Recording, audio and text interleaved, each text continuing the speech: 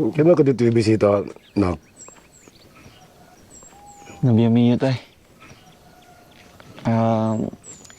Okay lang ba tay kung magagusto ko sa lalaki?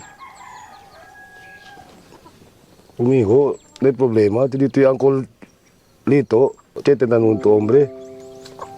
Problema lang, si Kiray, umigo dali apo. Prinyado yan si tay.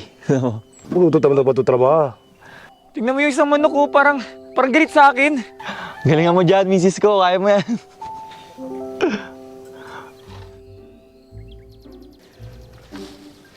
Ben, ang daming kalat naman dito, Junjun. Ikaw yung misis ko ngayon, di ba? Sige, ipunin mo lang yung mga kalat. Tapos pag naipon mo na, tapon mo dun.